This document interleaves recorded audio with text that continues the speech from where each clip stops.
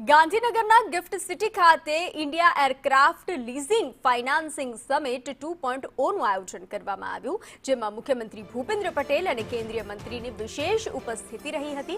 આ સમિટમાં એવિએશન સેક્ટરના ભવિષ્યના રોડમેપ, નવા રોકાણો અને રોજગારીની તકો અંગે ગહન મંથન કરવામાં આવ્યું હતું. મુખ્યમંત્રીએ જણાવ્યું હતું કે ગુજરાતમાં એરપોર્ટ ઇન્ફ્રાસ્ટ્રક્ચરનો ઝડપી વિકાસ થઈ રહ્યો છે અને હાલ રાજ્યમાં 19 એરપોર્ટ કાર્યરત છે. એરક્રાફ્ટ મેન્યુફેક્ચરિંગ અને લીઝિંગ ક્ષેત્રે અનેક તકો રહેલી છે, ત્યારે જરૂરી પાર્ટ્સની આયાત ટેક્સ ફ્રી કરવા જેવા નિર્ણયોથી આ ક્ષેત્રને મોટો લાભ મળશે. ગુજરાત આગામી સમયમાં એવિએશન સેક્ટરમાં દેશનું નેતૃત્વ કરે તેવા લક્ષ્ય સાથે સરકાર આગળ વધી રહી છે.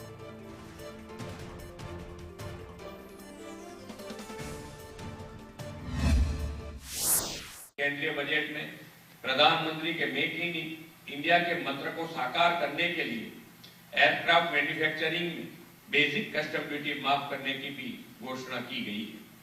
डिफेंस में एयरक्राफ्ट के मेंटेनेंस, रिपेयरिंग और ओवरहोलिंग के लिए स्पेयर पार्ट बनाने के लिए जरूरी रॉ मटेरियल के इंपोर्ट पर भी कस्टम ड्यूटी में छूट दी गई है. आज भारत में कार्यरत कई सारी एविएशन फ्लीट फॉरेन लीजिंग से चल रही है. आत्मनिर्भर भारत के लिए हमें यह सुनिश्चित करना होगा कि वह सारी लीजिंग गिफ्ट सिटी से हो.